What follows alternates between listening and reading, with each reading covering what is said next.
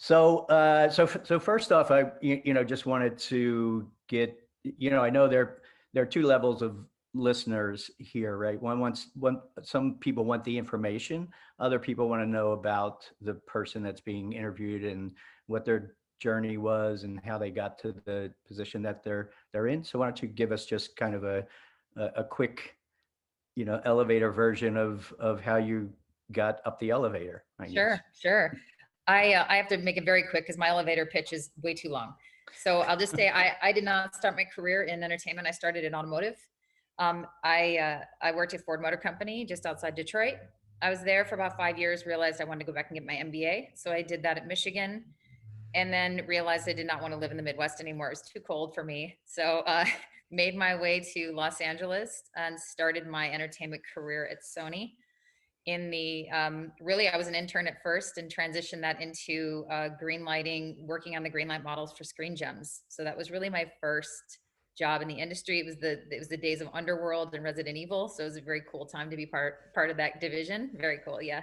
Mhm. I was there for about probably, I don't know, a year and a half. And then I decided I wanted to get a feel for a production company. So I was able to meet someone it became a mentor and a friend. And he helped me navigate and figure out how to get to a production company. And I ended up at Mandate Pictures. Mandate did a lot of distribution through Sony, but Mandate Pictures did Grudge, Boogeyman, Juno, some really great titles. And I worked there for about 2.5 years before selling that company to Lionsgate in 2007. And since that time, Lionsgate has really changed as a company. We've diversified our slate quite a bit. We've come out, I think Hunger Games put us on the map in a very different way than it used to. Saw Tyler Perry before, were fantastic for us, but Hunger Games really elevated us to focus on more brands. So I've sort of navigated my way at Lionsgate now, and into the position I'm in now, which one of the newest things for me is data and analytics that I've taken over, because that was never a focus or never needed to be a focus back in the day. And so a huge portion of what we're doing now is data strategy work. I'm also responsible for workplace innovation, the way we work, the way we make decisions, our culture, also our business planning and strategy. So how are we planning for the business? How do we prep for our board meetings? How do we look forward and see what strategies we should be thinking about and pivoting to? And then inclusive content, which is also relatively new. So ensuring that we are telling stories in our content that resonate with real global audiences, not just one particular segment of an audience. So really trying to create that both in casting, in front of the camera, behind the camera, on our sets, and translating that to our consumers in a more universal storytelling kind of way. Yeah, there's a lot of a lot of fun initiatives in there. You mentioned building the culture and being an important element of that, as well as looking at diversity and making sure that we as an industry and Lionsgate as a company are moving forward in that way. So Absolutely. Congratulations on that. Thank So we were talking before, and in my role at Sony and previously at MGM, I got to sit around the green lighting table and probably saw a couple of your models at that table, and then so this is like 6 years ago, I guess, since I left the studio. Then there was very little in terms of data. It was largely built on the past. What was that star in? What were the successes for this specific genre? What territories did it work in? And what were the DVD numbers? And what can television get out of this? And that's how you put together the P&L, or the ultimate, as it's called. So what's changed now?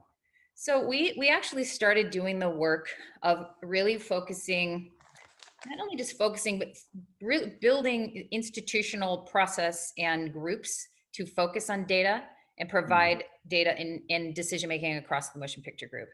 And what that caused us to do is really think about how do we invest in, or what should we invest in terms of third-party tools? Should we build our own tools? So we decided, we're going to start looking at content in terms of curation. So what aspects of a movie drive audience behavior, drive the dollars, drive the success? So we decided we were going to try to build something ourselves. It was a long process, but in the middle, like early to middle part of building this, we got thrown into a pandemic.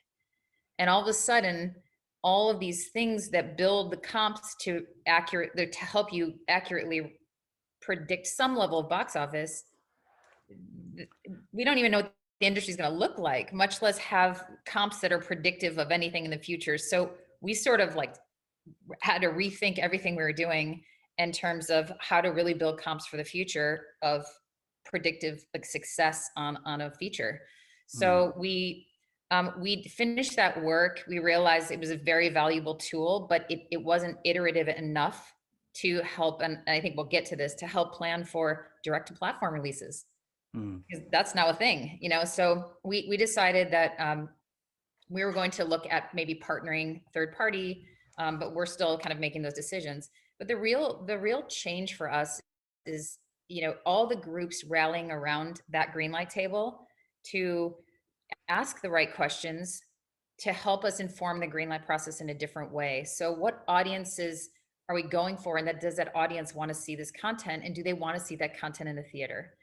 Is the story we're telling inclusive enough and diverse enough in terms of casting, in terms of voices that are coming through in the story to resonate with the audiences that we're going for, to really capitalize on the full capability of success in the marketplace? So that was another thing. There's, does our marketing campaign really, is it reaching those audiences that we want to reach? And our leadership team is really leaning in and wanting to, we all want to be better. And so this is really a balance of art and science, because, the data itself isn't going to tell us what to do.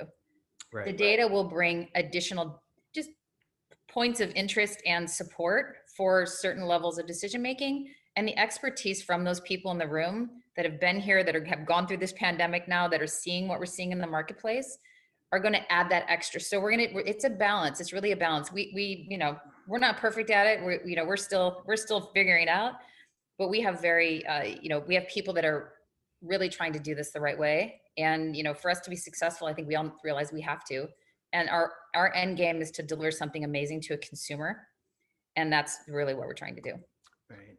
So, so the creative process was, both experiential and gut level, right? In terms, absolutely. And so what you're trying to build is just a checkpoint against that, and maybe that, opens up additional possibilities, or just confirms your gut. Absolutely. Right? That's exactly right. And we'll make a decision with or without, with like a for or against the data. And then we're going to measure ourselves. We're going to say, okay, post-mortem, did we listen to the data? And if we, did we listen for the right reason? And did it turn out the way we thought? Or so we'll have learnings from that as well. Right. So you're in the middle of kind of building this kind of aspirational suite of data science-based tools to help you in that. And you mentioned that the world is even more ambiguous, because I also assume that before you were kind of looking in a windowed point of view, like what works theatrically. Absolutely. And now you have to be, what's happening on the streaming side, and how can we play there? Yes. So is there anything that's working for you now where you're able to kind of, dig in and make a better quality decision using data? I think we're fortunate at Lionsgate to have various segments of our business that deliver content to the consumer in different ways. We've always had that. So for a lot of people may not know this, but we put out probably 40 to 60 movies a year. 12 to 15 of them are the wide release traditional theatrical films. The others are lower budget, highly curated. It's a slate of 25 to 40 films that go in some way direct to platform. And it's always been the case. And sometimes in a few theaters, 50 theaters, but direct to platform, we have found that those we're seeing huge success during the pandemic, because people just wanted content so bad. So we're going to really continue to focus on that. But on the wide release side, I think, we're getting data points as much as possible to figure out what is theater worthy Mm. and how do we create that event and spectacle that we believe will hit with audiences in theaters, that they really want to go to the theaters. So we're still planning our business for theaters, but we know the economic implications and outcomes if we have to pivot. We do Mm. now in our greenlight models, sometimes, we do have, like, we're greenlighting a theatrical version. Here it is. But we know if we have to flip it, or if we go direct or pivot or whatever we do know what the alternatives are in case, if we can, and if we want to do something different for a film because it's the right thing for the film. So Mm. we have much more, I think, visibility on optionality that we have. And this is Right. fully created because of the pandemic, shut down theaters, and we had to figure out what to do with our movies. So we sold some to streamers, we bifurcated rights, we did what we could to monetize that content. And now we kind of look at that across the board to see, what options exist and what happens if we have to pivot. Yeah, yeah, yeah. On that topic, even though the theatrical business and the ancillary windows after that uh, weren't necessarily rich in data, but to your point, you still have history, right? Mhm. You still have hundreds of titles that you've released in the new release window in the last couple of years, and that can be a source of data for you. And you also have history around box office, and you can pull the competitive set for any title there. Now you're in this new world of streaming, which my sense and understanding is there's kind of a lack of information, right? Because Absolutely. Disney Plus or Paramount or Netflix or Amazon, they're not running around telling producers how well their titles are doing. So how do you know you're getting the right value when you sell in titles? How you Mhm. know Yeah, I don't think we do. I think we are doing our best to. I mean, there are conversations that happen that give us ideas of how things are doing. You know, but we don't know exactly, but we do try to set our titles up the best way we can for success in terms of pricing and timing, and then immediately we keep checking, and how did it do, and did it do that because of the type of movie it is, because the audience we're going after, because that audience is not on platform as much, because they don't transact digitally, is it because, so we're asking ourselves like all these questions and trying to get to the data that helps inform that. So we knew this coming out of the gate of like this pandemic. We're like, okay, there are no data points for this. None of us have it. So, you see Disney doing day and date releases like on Disney Plus and in theaters, just like Black Widow. Uh, that's a brand new thing. The PVOD window stuff was a brand new thing. And as people are doing this, we're kind of all watching. I think our heads are swimming a little bit. But if we can gather these pieces of data and information to help us inform how we might behave in the future, that's really all we can do right now for us. And another complexity, I think, for Lionsgate specifically is for the motion picture group, we don't own our customer. So we Mm. don't, we have a sister company, Stars, that has, that owns their company. They have a subscriber base, but when we release in theaters, the theater, has the ticketing transaction. When we release on Apple or Hulu or Amazon, those, they hold the transaction of the customer. So we have to Mm. do our best to figure out what that consumer looks like through many different partnerships, and we have great partnerships with companies that you've definitely heard of that help us get to that place Mm. of at least more knowledge than we had before. But it's an iterative process. There's more questions than answers right now, but I Yeah. think the focus now for us is asking the right questions, and making sure that we explore every area of data gathering that we can to help inform our business going forward. Mm. Okay. Yeah. So really that need becomes greater as the market becomes more complex and Absolutely. ambiguous. Yeah. Yeah, and I think for us too, we're really looking external at partners that are out in the space doing this. The predictive Mm. analytics companies that we've seen in the press, Synalytic. I think Vault is another one. StoryFit. These companies Mm. are they're partnering with studios and they're really coming forward with amazing predictive analytics that can help us all figure out which attributes of film, whether it's talent or genre or something much more complicated, inclusivity, all that kind of stuff, how that really impacts the potential for success. Mhm. And and those are the kind of partnerships we're really looking at right now, because we are not the experts. We do not have a gigantic data team, so we want to leverage that with Right. help from the outside. Got it. Got it. So, it's an understatement to say the pandemic was an unusual time for this industry. Um, where do you think it goes from here? Yeah, I mean, I think I'm kind of, I mean, I live in this place of loving the change and the uncertainty a little bit, because I Mm, think it forces the industry and all of us to look at the stories we're telling and rethink how we're telling them, how we're bringing them to market. Um, and how like the different strategies for windowing or something else, and what that might look like, and how I feel like we all rely on each other more than ever before, even though we see ourselves as competitors, to mm, actually rally around all of this for the consumer, to ensure that we can bring all the right things to all the right people in all the right places. yeah. So I do think there's going to continue to be this shift of what shows up in theaters and why, what shows up on platform and why. I know there's, they're the Netflixes and Disney Pluses of the world who have massive subscriber bases that are trying to continue to grow them. That for those companies that are very data savvy and they own their customer, they're going to have to continue to figure out how to keep their customers on platform. I mean, they have massive followings, so that's, it's not I'm sure it's what they think about. It's not a massive problem for them, but they're data first. And so I think we know we don't compete that way with them, but we know we look at those companies as like indicators of what's happening in the marketplace.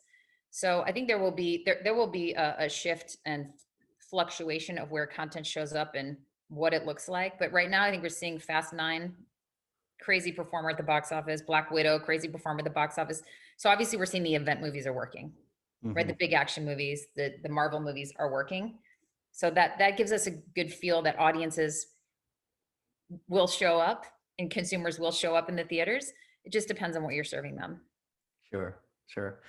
So, so you mentioned, one, building your own kind of source of data, and you also inferred that you look at some of the market leaders in terms of streaming, and that they're basing their decisions on data. So there's almost a filter kind of built in that you can see what's happening there, and that becomes sort of a predictive model, or part of the predictive model for you going forward.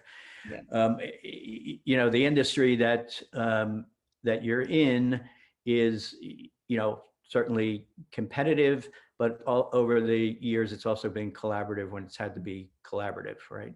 Is there anything going on from a data perspective where you see people sort of, hey, let's get under this tent together and kind of figure this out? Or is it still very much like, hey, this is my work, don't look at Yeah, I mean, don't copy my answers? so yeah, I think there's always going to be an element of that, but I do think when you reach into the companies and speak to the data groups, I have found that the organizations, the analytics organizations within the studios in particular, have been just open to talking about it, because I do think we are all in different levels of a tight space of knowledge around this area. There's tons of data in the world. I don't think anyone's really figured out how to use it perfectly. And certain companies are way ahead because they started as data driven, so entertainment tech companies. And then other Yeah. companies, like Lionsgate, we're trying to catch up, right? Because we were a traditional studio. Hmm. But I think we're nimble enough to be able to figure out ways to use use data quickly. And other companies like even the bigger studios I think they're willing to have chats about it and talk about it and explore ideas and what they're working on and how they're looking at the market. So that's been really refreshing, actually, for me. I didn't expect it, but I think it does point to the collaboration in the areas of those expertise Yeah. to really figure out how to do this, because I think all of us at the end of the day, there's enough space for people in this market. I think at the end of the day, we all want to deliver the same thing, which is, a great story. Right. Yeah, no, it all boils down to that, right? Mhm. And just finding the right story that resonates with the people at the right time. Yeah. And I imagine you're also in a unique situation because as this business morphs a bit, you also have stars under the under the tent who is, Hmm. actually in the game and has been in the game as Hmm. a premium provider for a long time. Hmm. I imagine there's some collaboration going on there as Yeah. well. Yeah. We actually just announced a new pay deal. Stars is going to be our pay one for, What for a our channels. surprise. Yeah, I know.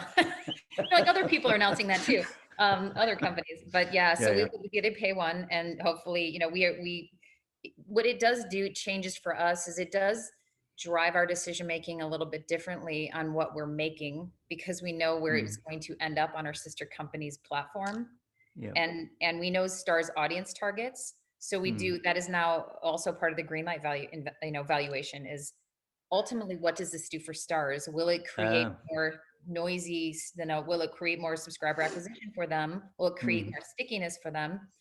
It is not like the sole input, obviously, but we have to think about that stuff. And, that it, specifically as it relates to our big branded IP, definitely wanting to deliver that to them in a real way. sure. So in the past, that model or those negotiations has been largely, built around box office performance, but now you're looking at other considerations. Yeah. Is this a genre that works? Does it play out longer, or is it a quick hit for their audience? That type of thing. Yeah, Is that what I'm absolutely. hearing? Yeah, Yeah. it's interesting if we go back to the sort of the green light table from Mm, what it used to be. Like you even said, it's how does it work globally? How does this genre work, and does it work with this cast? And yeah. I do remember at Sony being even part of the, we had like a plus level talent, booster, because Mm, if you had, an A+ level talent, that would boost everything up. I just don't think that exists today. I yeah. think it depends on the story you're telling. Some people don't need an A+ actor. Some people, sometimes a movie does. Sometimes it needs an ensemble. Sometimes it doesn't need any known actors. It just needs a great story. So Yeah. there are so many more data points and things we ask ourselves in a green line meeting now than Mm, we ever did. I mean, instead of having 3 or 4 inputs or 5, we're now having 15 or 20. And we yeah. weight them all appropriately for, we're never going to make a decision where we're going to lose $20 million, but it's a good, it's good for the studio. So what but we try to balance that. We're not perfect at that either, but Stars is now just another input that we're considering when Yeah. we're green lighting our content.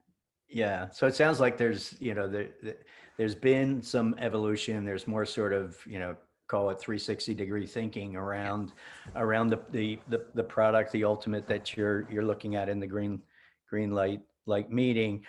And you're seeing much more to come to really kind of help make the decision process sharper, and that comes from having a rich amount of data, right, and Yes. reliable data. Absolutely. And that's something we're Yeah. still, like I said, we're early stage of building Mm, that data set, whether it's through our own tools, third party tools.